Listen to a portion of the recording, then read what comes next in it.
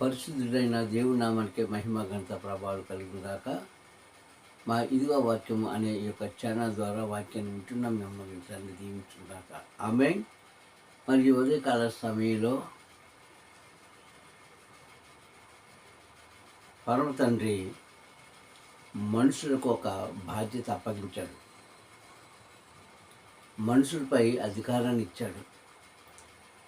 మనుషులను ఏలుటకు ఒక మనిషికి అధికారం ఇచ్చి ఆ అధికారంలో కొన్ని నియమాలు పెట్టాడు. ఏంటి ఆ నియమాలు అన్నది ఈరోజు వాక్యంలో చూసుకుందాం. మరి మా ఛానల్ ద్వారా వాక్యం ఉంటున్న మీరు మరొకసారి సబ్స్క్రైబ్ చేసుకొని లైక్ చేసి షేర్ చేయండి. మీ యొక్క సహాయం మా ఛానల్కి అందించండి. తండ్రి మమ్మల్ని దీవించును కాక. మరి ఇక సమయంలో తండ్రి మనుషులకు ఇచ్చిన ఆజ్ఞలు లేకుంటే అధికారం చూసుకుంటే ముఖ్యంగా నాటి ప్రవక్తలు కానివ్వండి, నేటి సేవకులు కానివ్వండి, అప్పుడు ఇప్పుడు ఒకే పద్ధతిని ఆయన అనుసరించాడు. కానీ నాటి ప్రజలు తండ్రి చెప్పిన పద్ధతిలోనే, నాటి రాజులు కొంతమంది తండ్రి చెప్పిన పద్ధతిలోనే పరిపాలించారు, నడుచుకున్నారు, చేశారు సేవ. మరి ఈరోజు సేవా విధానంలో చాలా మార్పులు కనిపిస్తున్నాయమ్మా. చాలా మార్పులు మనం చూస్తున్నాం. ఏంటా మార్పులు అంటే, అసలు సేవకులకు తండ్రి నాడిచ్చిన మాట ఏంటి, చెప్పిన మాట ఏంటి, ఇప్పుడు వీరు ప్రవర్తిస్తున్న ప్రవర్తన ఏంటన్నది మనం వాక్యం ద్వారా చూసుకుందాం. యోహాను సువార్త 21వ అధ్యాయంలో అద్వితీయ కుమారుడైన క్రీస్తు తన శిష్యుల్లో ఒకడైనటువంటి పేతురు గారిని పిలిచి ఒక బాధ్యత అప్పగించాడు. ఏంటది? మనుషులను పరిపాలించే బాధ్యత, యాజకత్వం. హల్లెలూయా. ఏంటన్నది? యాజకత్వం అంటే సంఘాన్ని నడిపే బాధ్యత సేవకులకు ఇచ్చినట్లుగానే నాటి ప్రథమ శిష్యుడైనటువంటి పేతురు గారికి క్రీస్తు ఇచ్చాడు. అని అంటాడు కదా, యోహాను సువార్త 21వ అధ్యాయంలో 16-17 వచనాలు మనం గమనించినట్లయితే అక్కడ ఈ మాటలు మనకు కనిపిస్తాయి. వారు భోజనం చేసిన పిమ్మట సీమోను పేతురుని పిలిచి, సీమోను కుమారుడైన పేతురు, నీవు వీరందరికంటే ఎక్కువగా నన్ను ప్రేమిస్తున్నావా అని అడిగాడు. మొట్టమొదటి ప్రశ్న. అలా 3 సార్లు అడిగాడు. అప్పుడు పేతురు గారు చెప్పిన సమాధానం ఏంటంటే, బోధకుడా, నేను ప్రేమిస్తున్నానో లేదో అది నీకే తెలుసు అన్నాడు. నిజంగా నేను ప్రేమిస్తున్నానో లేదో అది నీకే తెలుసు అన్నప్పుడు ఆయన అంటాడు, అయితే నా గొర్రె పిల్లలను కాపు కాయు అన్నాడు. నా గొర్రె పిల్లలను కాయు నువ్వు అన్నాడు. ఈ కాసే పని ఎవరికి ఇచ్చాడని దేవుడు నేటి తరంలో కానీ నాటి తరంలో కానీ నడిపించే కాపర్లకు ఇచ్చాడు. వాక్యం బోధించే సేవకులకు ఇచ్చాడు. అలాగే రెండోసారి కూడా అడిగాడు ఆయన. అదే ప్రశ్న మళ్ళీ అడిగినప్పుడు, నేను నిజంగా నన్ను ప్రేమిస్తున్నావంటే బోధకుడా, నేను నిజంగానే ప్రేమిస్తున్నాను అని రెండోసారి కూడా ఆయన సమాధానం చెప్పాడు పేతురు. అప్పుడు అంటాడు, నా గొర్రెలను మేపు అన్నాడు.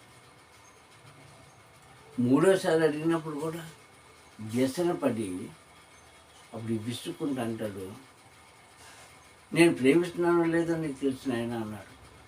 అప్పుడు అంటాడు, నా గొర్రెలను నీవు నడిపించి మేపు అన్నాడు. ఇది సేవకులకు ఇచ్చిన అమూల్యమైన అధికారం. అది మరి ఈరోజు సంఘాలు కడుతున్నాము, ప్రజలను నడిపిస్తున్నాము. మరి నీవు తీసుకున్న బాధ్యత ఎలా ఉంది? ఎందుకని అడిగాడు అంటే, మానవుని యొక్క బుద్ధి ఎలా ఉంటుందో అని తెలిసి కూడా ప్రపంచానికి తెలియజేయడం కోసము ఆయన అడిగినప్పుడు, మూడోసారి అడిగినప్పుడు ఆయన వ్యసన పడ్డాడు అని వాక్యం ఉంటాడు. అంటే కొంచెం నొచ్చుకున్నాడు, బాధపడ్డాడు, విసుక్కున్నాడు. సేవకుడికి ఉండకూడని లక్షణాన్ని అక్కడ మనం గమనిస్తున్నాం.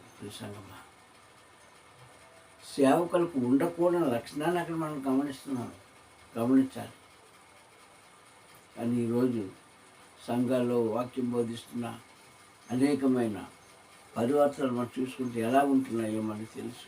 సంగమా, ఎలాంటి పరిస్థితుల్లో మనం ఈ యొక్క సేవకులు విశ్వాసం చూస్తున్నారో మనకు తెలుసు. సంఘాలన్నీ కూడా తారుమారైపోయాయండి. గొర్రెలన్నీ కూడా చెదిరిపోతున్నాయండి. విశ్వాసాలు అందరూ కూడా వ్యత్యాస భేదాలు వచ్చి ఏదేదో జరగరాని కార్యంలోకి వాళ్ళు వెళ్ళిపోతున్నారు. కారకుడు ఎవరు? నడిపించేవాడు సరిగ్గా లేకపోతే. ఇది సేవకుల మీద వేసే నేరం ఏమాత్రం కూడా కాదు. సేవకులను హింసించే మాటలు ఏమాత్రం కూడా కాదు. ఈ మాటలన్నీ కూడా యెహెజ్కేలు గ్రంథం 34వ అధ్యాయంలో తండ్రి చూపించిన మాటలు. అవి సేవకుల కోసమే సువి, విశ్వాసం కోసం కాదు. సేవకుల కోసం తండ్రి చెప్పిన మాటలు అక్కడ ఖచ్చితంగా కనబడతాయి. తన సౌఖ్యం తాను చూసుకున్నవారు, తన పొట్టను తాను చూసుకునేవారు, తన జోబి తను చూసుకున్నవారే ఉన్నారు. కానీ నా గొర్రెలకు కలిగే ఆపదలు, నా గొర్రెలకు కలిగే వ్యాధులు, నా గొర్రెలకు కలిగే బాధల్ని అవి తట్టుకునేవారు లేకుండా పోయేది కనుక వాటి కోసం విచారించే బోధకులు లేరు, కాసే కాపరు లేరు. వారికి పై పని మాత్రమే వారిని కాస్తూ వారి సొంత సులభం కోసం చూసుకుంటున్న సేవకులు ఉన్నారని ప్రవక్త యెహెజ్కేలు కాలంలోనే తండ్రి బయట పెట్టారు. ఇది సేవకులు ఉండవలసిన లక్షణాలా? సేవకులు ఈ రీతిగా ఉండాలా? ఆలోచించుకుందాం ఒకసారి సంగమా. అక్కడ ఖచ్చితంగా సేవకులు నిందిస్తూ మాట్లాడిన మాటలు చాలా ఉన్నాయి. అలాంటి సేవకులు ఇప్పుడు చూస్తున్నాం మనం. ప్రజెంట్ ఒక విశ్వాసం ఒక సంఘానికి వెళ్తాడు, అక్కడ కొంతకాలం వాక్యం వింటాడు, కొంతకాలం ఆ సంఘంతో కట్టుబడి ఉంటాడు, కొంతకాలం ఆ సేవకుడితో కట్టుబడి ఉంటాడు, కొంతకాలం సంఘ కార్యాలు పంచుకుంటాడు. మరికొంతకాలం అయిన తర్వాత ఆ విశ్వాసి మరొక సంఘానికి వెళ్ళిపోతున్నాడు. కారణం ఏమిటి అంటే అక్కడ మేత సరిగ్గా లేదు. అంటే వాక్యం బోధించడం సరిగ్గా లేదు, ఆప్యాయత లేదు, సంఘంలో ప్రేమ లేవు, ఐక్యత లేవు. ఇవి వారికి లోటుగా ఉంది కనుక సంఘాన్ని విడిచిపెట్టి మరొక సంఘానికి వెళ్ళిపోతుంది. అంటే ఈ గొర్రెలు ఆ స్థలాన్ని విడిచిపెట్టి బయటకు వచ్చేస్తున్నాయి. కానీ ప్రభు అంటాడు, నా స్వరమైన నా గొర్రెలు నేను ఏర్పాటు చేసిన దొడ్డులోనే మేస్తాయి, అక్కడే పడుకుంటాయి అంటాడు. ఒక బాధ్యత ఇచ్చాడు నేను సేవకులకు. సంఘమా, ఈరోజు ప్రతి సేవకుడు సంఘాలని మనుషులను సమకూర్చుకోవడానికి చూస్తున్నారే కానీ వచ్చిన వారిలో ఎంతమందికి సరైన బోధన బోధిస్తున్నారో ఇది గమనించుకోలేకపోతున్నారు. ఇప్పుడు లేటెస్ట్గా తయారైంది ఏంటంటే లేటెస్ట్గా సంఘాలు తయారైన విధానం ఏంటో తెలుసా? సంగీతం, జోకులు, ప్రజలందరినీ కూడా ఉప్పించే మాటలు. ఇది ఇప్పుడున్న సంఘంలో పరిస్థితులు. మరి ఇలాగ పరిపాలిస్తూ, ఇలాగ నడిపిస్తూ, ఇలాగుంటే చక్కటి వాక్యము, చక్కటి జీవ ఆహారము ఎవరికి కావాలండి? విశ్వాసం కూడా దానికి అలవాటు పడిపోయి ఈరోజు వారి జీవితాలను పాడు చేసుకుంటున్నారు. అంటే ఒక కాపరి తప్పుడు దారిలో వెళ్తూ ఆయన పాడైందే కాకుండా అతన్ని బట్టి అనేకమైన విశ్వాస సంఘాలను కుటుంబాన్ని పాడు చేస్తున్నారు. అందుకంటాడు ద్వితీయోపదేశ కాండం 13వ అధ్యాయంలో 13వ వచనంలో ఆయన చెప్పిన మాట ఇది. ఇటు కాపర్లకు ఇటు సేవకులకు ఇటు విశ్వాసం కూడా ఆ మాట వర్తిస్తుంది. ద్వితీయోపదేశ కాండం 13వ అధ్యాయం 13వ వచనం అంటాడు, పనికి మాలిన కొందరు మీ దగ్గరికి చేరి, ఎలాగన్నాడండి, పనికి మాలిన కొందరు మీ దగ్గరికి చేరి మీకు తెలియలేని ఇతర దేవతలను పూజిద్దాం రండి అని పుర ప్రజలకు చెప్పినప్పుడు ఆ మాట మీరు విన్నప్పుడు వాటిని కాస్త మీరు ఆలోచించి అది మంచో చెడో తెలుసుకొని అప్పుడు వాటిలో మీరు ప్రవర్తించండి అని చెప్పాడు తండ్రి. ఈ మాట ఇటు సంఘానికి సంఘ కాపలు కూడా పనిచేస్తారు. కొంతమంది చేరి నీ భక్తిని పాడు చేస్తున్నారు, కొంతమంది చేరి నీ ఆత్మవిశ్వాసాన్ని పాడు చేస్తున్నారు, కొంతమంది చేరి అసలు నీవు క్రైస్తవులను సంగతులు వచ్చే మర్పిస్తున్నారండి. ఎవరు చేస్తారు ఈ పని? ఎవరు చేస్తున్నారు? కొంతమంది సేవకులు, మీ అందరూ కాదు. అలాగే కొంతమంది విశ్వాసులు అలాంటి వారి కోసం ఎదురు చూస్తున్నారు. ఎలాంటి వారి కోసం? నవ్వించే కవ్వించే సేవకులు వారు కావాలి.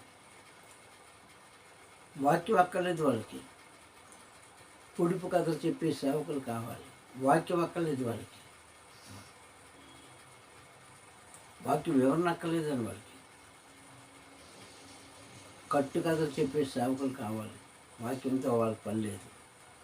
ఇలాంటి సేవకులను విశ్వాసులే ఏర్పాటు చేసుకుంటున్నారు. వారి కోసం అంటది.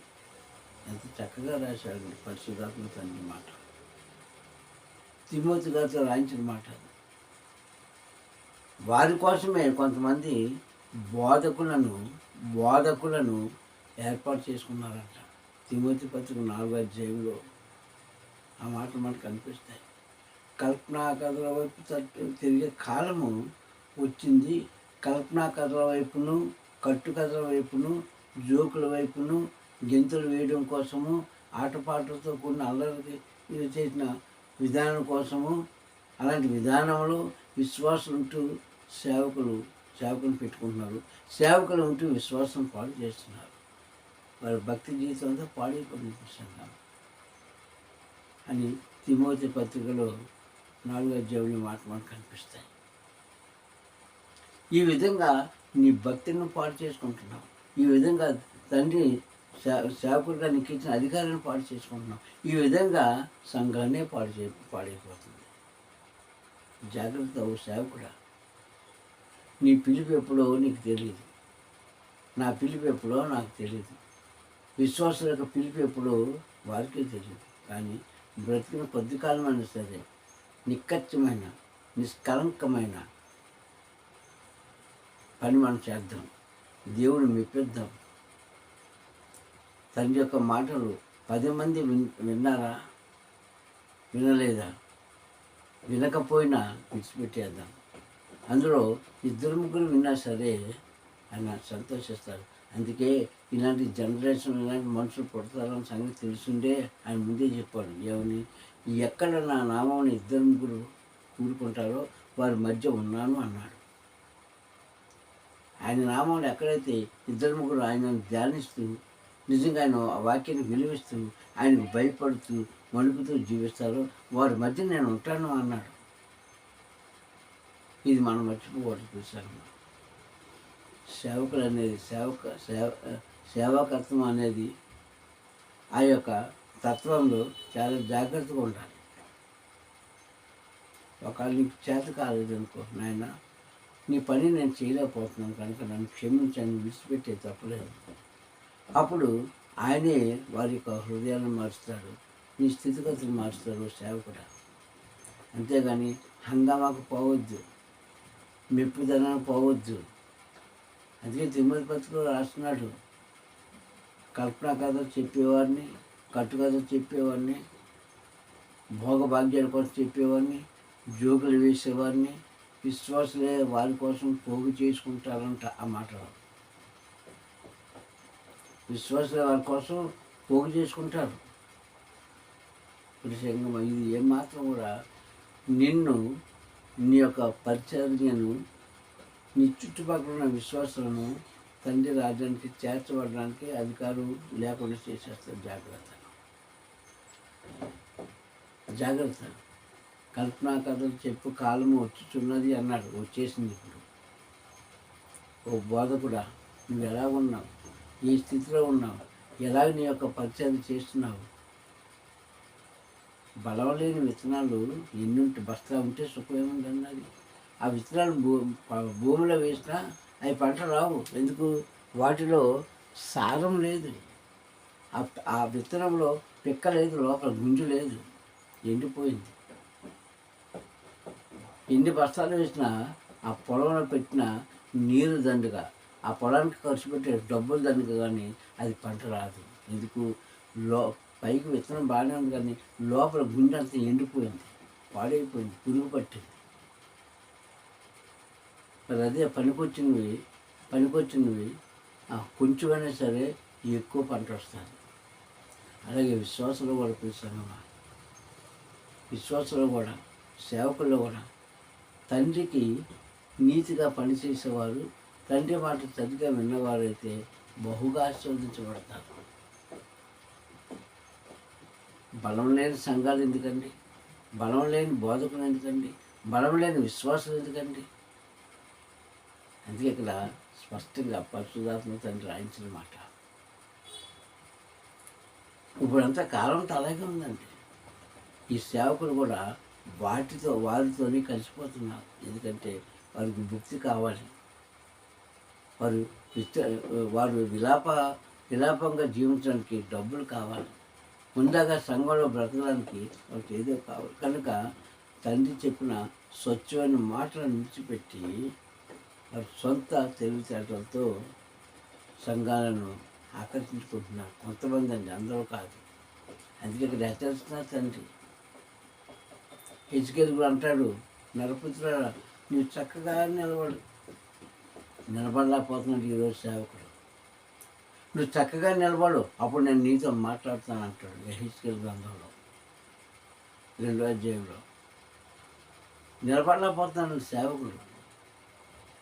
ముందు ఎలా వస్తారంటే సేవకి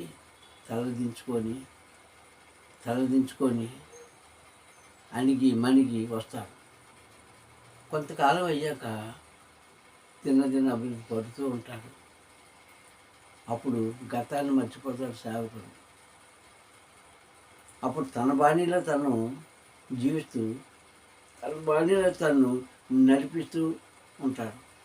ఇది తండ్రికి ఏమాత్రం కూడా ఇష్టం కాదు సంగమా. కనుక విశ్వాసమైన సేవకులైన కేవలము తండ్రి మాటకు మాత్రమే విలువమండి. మీ భవిష్యత్తు బాగుంటాయి. ఆయన చెప్పిన పని చేయండి, మీ కుటుంబాలు ఆశీర్వదించబడతాయి. ఆయన చూపించిన దారిలో నడవండి, నీవు హెచ్చించబడతావు సంగమా. ఇది సేవకులకి ఇస్తున్న ఒక మంచి బాధ్యత. ఈ బాధ్యత నుంచి మనం తొలగిపోతే ఏమో రేపటి దినాన మనము ఎలా ఉంటామో, మన సంఘాలు ఏమైపోతాయి, మన కుటుంబాలు ఏమైపోతాయి మనకు తెలియట్లేదు. కనుక నీకు శక్తి లేకపోతే తండ్రిని అడగండి, జ్ఞానం లేకపోతే తండ్రిని అడగండి, నీకు ధైర్యం లేకపోతే తండ్రిని అడగండి. మహోన్నతులైన తండ్రి, అన్నీ అనుగ్రహించిన తండ్రి అభివృద్ధికి అనుగ్రహిస్తాడు, నడిపిస్తాడు. అంతేగాని జనం కోసం చూసి మనం సేవ చేసామా? జనాన్ని ఆకర్షించుకోవడం కోసం నువ్వు సేవ చేసావా? ఈ లోకంలో నంబర్ 1. అలా చేసేవారు ఈ లోకంలో నంబర్ 1. కానీ తండ్రి రాజ్యంలో పూర్ణం అంటే 0. ఇది జాగ్రత్తగా గమనించుకొని విశ్వాస సేవకులకి తోడుగా ఉండి సేవకులు విశ్వాసం కలిపి పర్వతాన్ని పనిచేస్తే మనుషులకు తండ్రికి మధ్యవర్తి ఉన్న క్రీస్తు కూడా సంతోషిస్తాడు. ఆయన దేవుడు మనకు అందిస్తాడండి. ఇది సేవా విధానంలో తీసుకొచ్చిన కొన్ని పద్ధతులు. ఈ పద్ధతి పాటించలేని సేవకుడే కాదని గ్రంథాలు చెప్తున్నాయి. మనం అట్టి రీతిగా కాకుండా విశ్వాసులు సేవకుల విశ్వాసం మీదను గురి పెట్టుకొని జీవించినప్పుడు అది సత్ఫలితం ఇచ్చి తండ్రి రాజ్యంలో చోటు సంపాదించుకోవడానికి ఆయన మనకి సహాయం చేస్తాడు. చిన్న ప్రార్థన చేసుకుందాం. ప్రార్థన. మహోన్నతుడైన దేవానికి స్తోత్రం.